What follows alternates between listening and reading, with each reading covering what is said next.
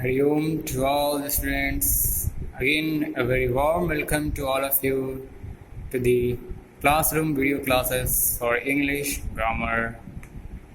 Here I, Nishan sir, welcome again you all. In the last class, I have taught you about the pronouns, okay, from your old kind of book. That was your Rishabh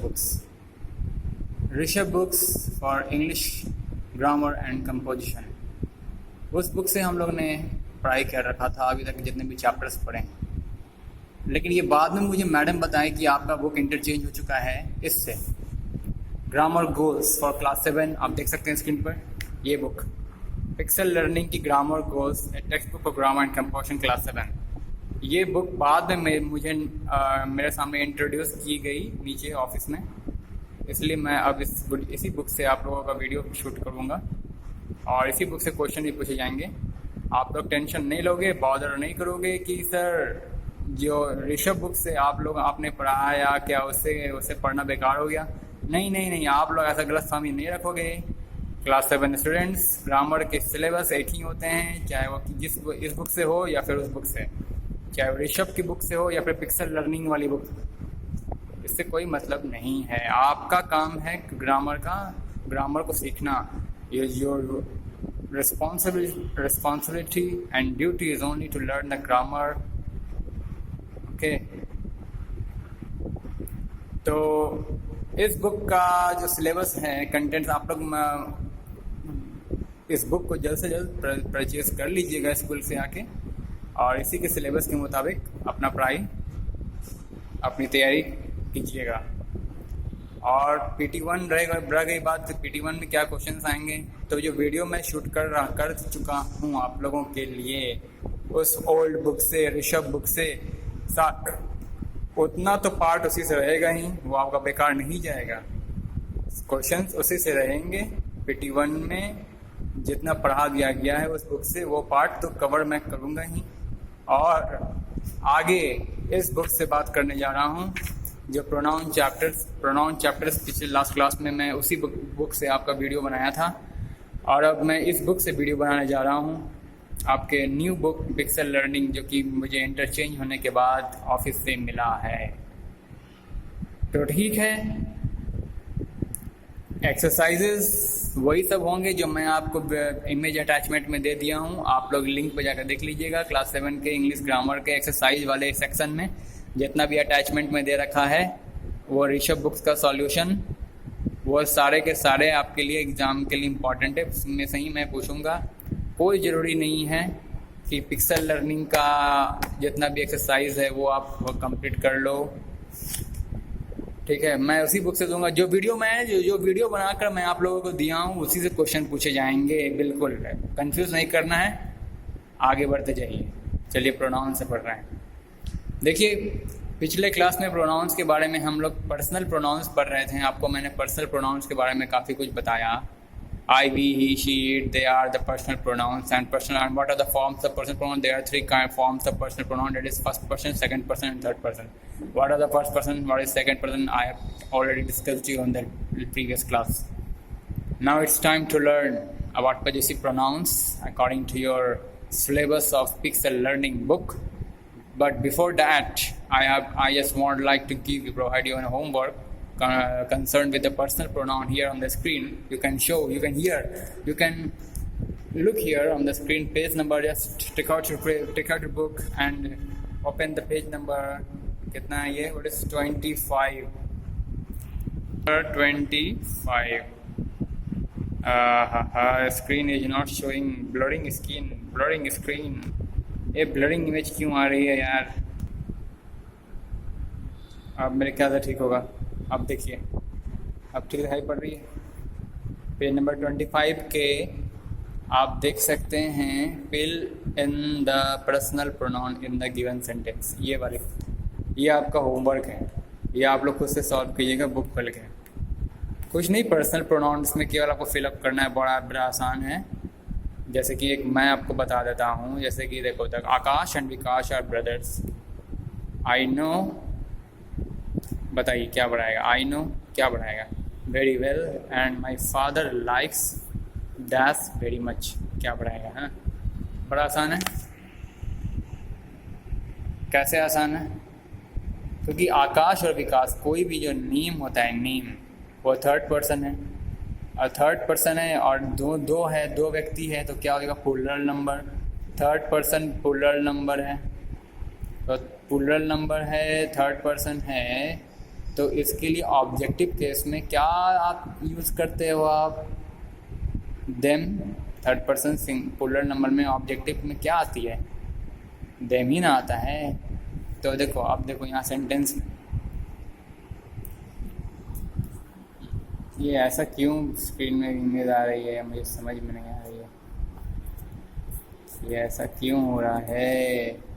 अब ठीक है, हाँ, आई है subject, no है verb, तो यहाँ पे क्या होना चाहिए बोलो, मैं जानता हूँ, किसे जानता हूँ, ऑब्जेक्ट यहाँ पे कमी है, ऑब्जेक्ट की ज़रूरत है। ऑब्जेक्ट क्या होगा, आकाश और विकास के अकॉर्डिंगली ऑब्जेक्ट होगा, और आकाश और विकास क्या है, क्या है, थर्ड पर्सन प्लूरल नंबर, और थर्ड पर्सन प्लूरल नंबर में ऑब्जेक्टिव क्या आता है, देम होता है, देम।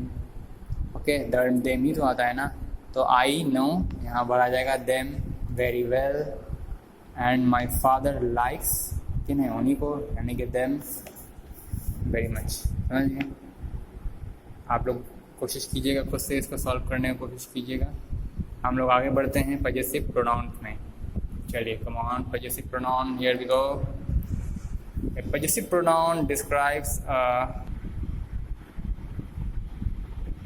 बिल्कुल क्लोज पोजीशन बताता हो, या फिर क्लोज रिलेशनशिप, या फिर close ownership of a person, of a thing, या फिर close relationship to a noun, या फिर close position to noun. Noun मतलब समझ गए, पर्सन या फिर कोई भी चीज़, वस्तु। तो पजेसिव प्रोनाउन क्या डिस्क्राइब करता है, a close relationship to a person, place और thing, a close ownership to a person, place, नहीं, close ownership of a person, place और thing, and a close possession to a person, place और thing.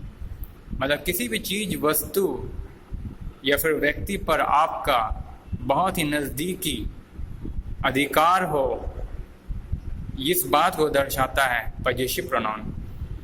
किसी चीज़, वस्तु पर आपका बहुत ही करीबी मामला हो, करीबी अधिकार हो, किसी पड़ोसी संबंधी पर आपका बहुत ही नज़दीकी रिश्तेदारी हो, क्लोज रिलेशनशिप हो, तो उसको दर्शाता कौन है, पजेसिव प्रोनाउन। समझ गए? यही डेफिनेशन है। जैसे कि देखिए, दिस चेयर इज माइन, ये चेयर मेरा है, मतलब ये क्लोजनेस का बोध हो रहा है। यहाँ पर नहीं हो रहा है कि ये चेयर जो यहाँ रखा हुआ है ना, वो मेरा ही है, मेरा है। एक क्लोज संबंध बताया जा रहा है, संबंध, मेरा उस चेयर से एक संबंध है, इसलिए जो यहाँ चेयर रखा हुआ है वो मेरा है। ये जो संबंध बता रहा है, बिल्कुल क्लोज रिलेशनशिप बता रहा है between the chair and him, उसका संबंध हो गया चेयर से कुछ। This chair is mine. आपको सेंटेंस देख के, पर्सनल पजेसिव प्रोनाउन का वर्ड देख करके आपको सेंटेंस का कुछ ऐसा सेंस ही निकलता है कि क्लोजनेस का बोध कराता है। जैसे दिस बुक्स आर दियर्स, ये किताबें उनकी हैं, मतलब इन किताबों का संबंध किससे है, उन लोगों से है। तो दियर्स, माइन, जितना भी ऑब्जेक्टिव प्रोनाउंस होते हैं, ये सब ऑब्जेक्टिव प्रोनाउंस है, ऑब्जेक्टिव पजेसिव प्रोनाउंस हैं। तो ये पजेसिव प्रोनाउंस जितने भी होते हैं, उनका काम एकमात्र यही होता है, to show position to a something, to show ownership of a person, place और थिंग, और to show relationship to a person, place और थिंग। यही इसका काम हो रहा है। पजेसिव प्रोनाउन के बारे में एक बात और जानिए कि कोई एपोस्ट्रॉफी, ये एस एपोस्ट्रॉफी के साथ एस इसमें नहीं लगता है। जैसे कुछ पजेसिव प्रोनाउन आप लोग देख सकते हैं, पर्सनल प्रोनाउन के पजेसिव प्रोनाउन बनाने के लिए कहे जाएंगे एग्जाम में, जैसे कि आई का पजेसिव क्या होगा, आई का पजेसिव प्रोनाउन क्या होगा, तो आप बोलेगा माइन। अच्छा, वी का पजेसिव प्रोनाउन क्या होगा, आवर्स। दे का पजेसिव प्रोनाउन देयर्स। यू का पजेसिव प्रोनाउन योर्स। शी का पजेसिव प्रोनाउन हर्स है ना, ही का पजेसिव प्रोनाउन हिज। अगर मैं आपसे पूछता हूँ कि पजेसिव एडजेक्टिव क्या होगा आई का, तो माई हो जाएगा, वी का आवर हो जाएगा, यू का योर हो जाएगा, ही का हिज, शी का हर, और दे का दियर। ये इसमें एस नहीं लगाया जाता है पजेसिव एडजेक्टिव, लेकिन पजेसिव प्रोनाउन में एस लगाना पड़ता है। एपोस्ट्रोफी एस नहीं, सिंपली एस, केवल एस लगाया जाता है, जैसे कि ours, hers, theirs, yours. Okay, अब देखो इट्स जो है, इट्स एक वर्ड आता है, बड़े कन्फ्यूजन होती है बच्चों को, क्या इट्स सर क्या है। तो it's is not a possessive pronoun.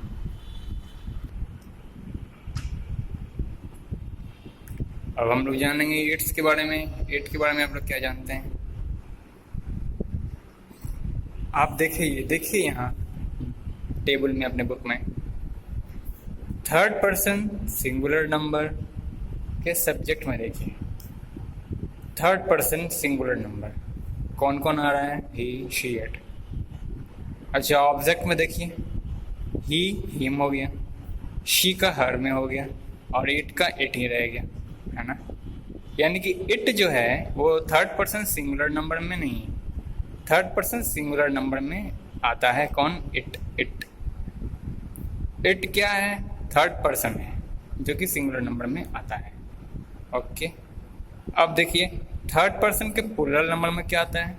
दे और देम, है ना। यानी कि थर्ड पर्सन के सिंगुलर नंबर में सब्जेक्ट क्या हो सकता है? He, she, it, object him, it. अच्छा, ही किसके लिए आया? मैस्कुलिन जेंडर के लिए। शी किसके लिए आया? फेमिनिन जेंडर के लिए। इट किसके लिए आया हुआ? न्यूट्रल, मत ना ही मैस्कुलिन और ना ही फेमिनिन, उसके लिए इट का इस्तेमाल होता है। और चार नीचे आइए, अब देखिए थर्ड पर्सन प्लूरल नंबर में देखिए क्या आता है? दे। अब बताओ, दे कोई भी हो सकता है, महिलाएं भी हो सकती हैं या फिर पुरुषें भी हो सकती हैं। महिला या फिर मैस्कुलिन या फेमिनिन जेंडर कुछ भी हो सकता है, आइदर मैस्कुलिन और फेमिनिन, उसके लिए दे का इस्तेमाल होता है। और ऑब्जेक्टिव केस में देम का इस्तेमाल होता है। आप समझ गए?